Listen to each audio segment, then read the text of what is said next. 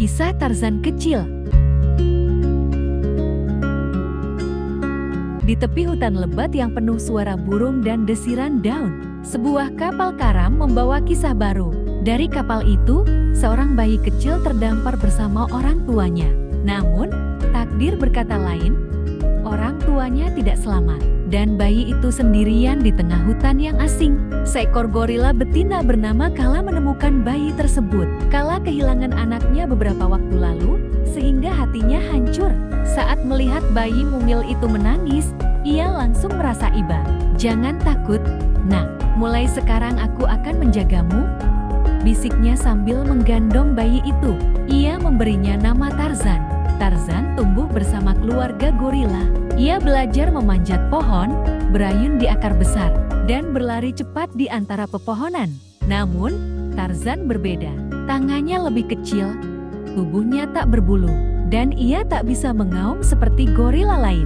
Teman-teman gorila sering menggodanya.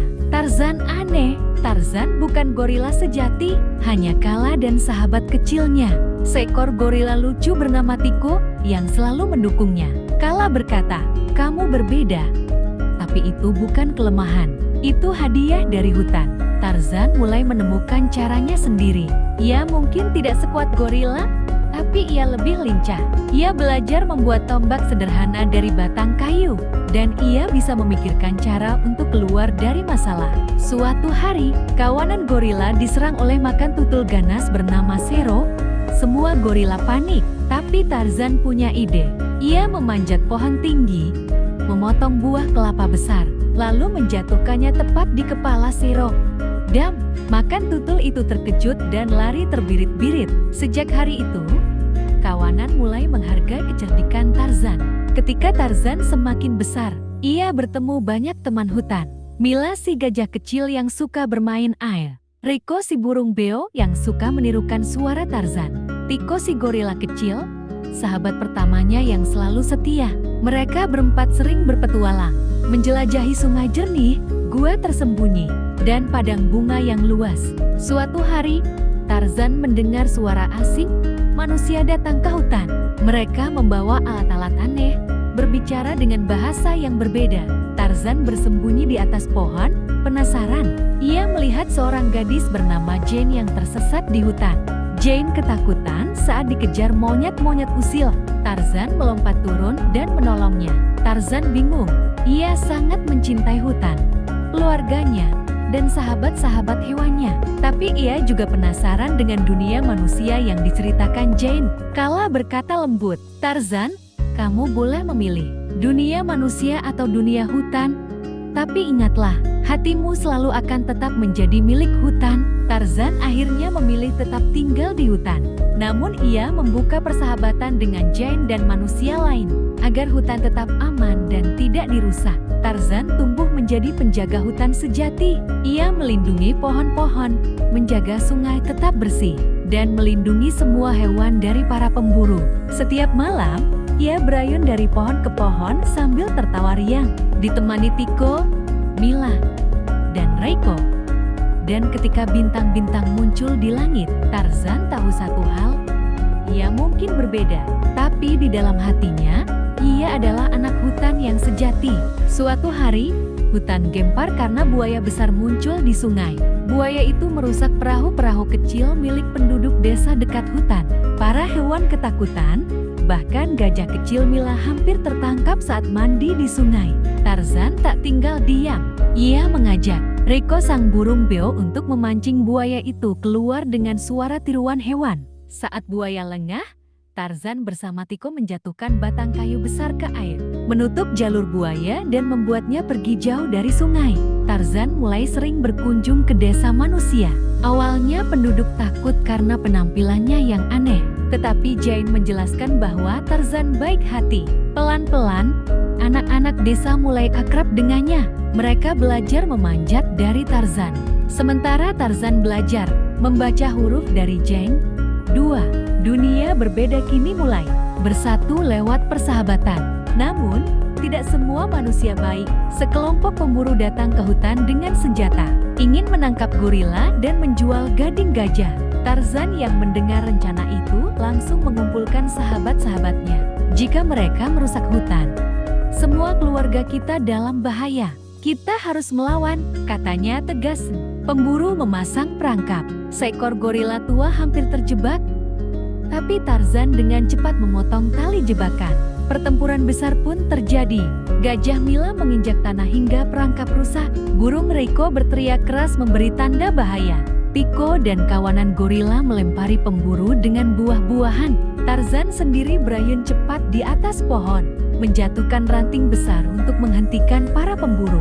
Akhirnya, para pemburu ketakutan dan lari keluar hutan. Dalam pertempuran itu, Tarzan terluka di lengannya. Kala ibu gorila merawatnya dengan penuh kasih. Tarzan, kamu sudah membuktikan bahwa hatimu milik hutan. Kau pelindung bagi semua makhluk di sini, ucap Kala bangga.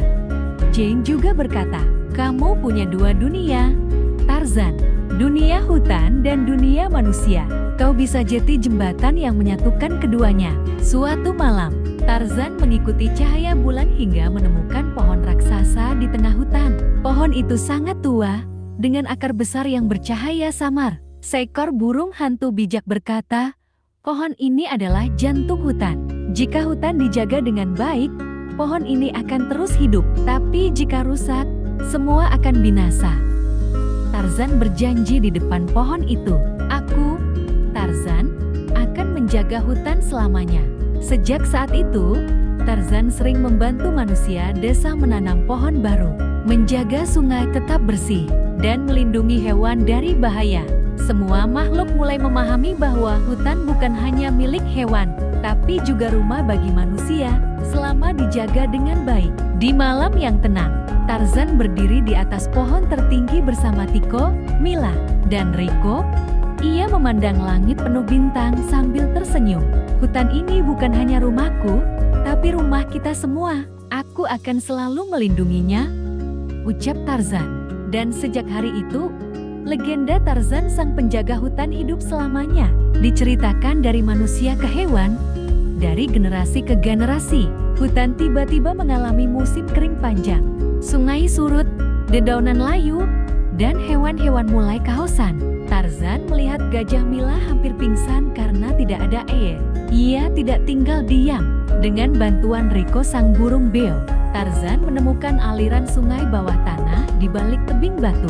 Dengan tenaga gorila Tico dan kawanan, mereka menggali jalur baru hingga air mengalir lagi ke sungai. Semua hewan bersorak gembira. Tarzan, kamu penyelamat hutan, kata mereka. Kabar hutan yang subur membuat para pemburu datang lagi. Kali ini dengan lebih banyak senjata. Mereka ingin menebang pohon besar dan menangkap gajah untuk dijual. Tarzan sadar, kali ini mereka lebih berbahaya. Ia mengumpulkan manusia desa dan hewan-hewan hutan. Kita tidak boleh hanya melawan. Kita harus melindungi rumah kita bersama, kata Tarzan. Untuk pertama kalinya, manusia desa dan hewan hutan bekerja sama. Mereka membuat jebakan aman, menyamarkan jalan, dan membuat suara keras untuk menakuti pemburu. Para pemburu berusaha masuk, tapi disambut oleh gajah yang berbaris, burung yang menukik, dan gorila yang mengguncang tanah. Tarzan sendiri menghadapi pemimpin pemburu di pohon besar. Dengan kelincahannya, Tarzan merebut senjata dan menjatuhkan pria itu ke lumpur. Akhirnya, para pemburu kabur, tak pernah kembali lagi. Hutan pun kembali damai. Kala ibu gorila yang sudah tua sakit-sakitan. Ia memanggil Tarzan dan Tico di sisinya. Tarzan, aku bangga padamu. Kamu bukan hanya anakku, kamu adalah anak hutan sejati. Dengan senyum lembut, Kala menutup mata untuk terakhir kalinya. Tarzan menangis, tapi ia teringat kata-kata ibunya. Jagalah hutan ini. Bertahun-tahun kemudian, manusia desa, hewan hutan, bahkan anak-anak baru sering mendengar cerita tentang Tarzan, penjaga hutan. Di malam hari, ketika bintang muncul, Rico sering bercerita pada anak-anak desa. Lihat bintang paling terang itu adalah cahaya Tarzan yang selalu menjaga hutan kita. Tarzan kini menjadi legenda.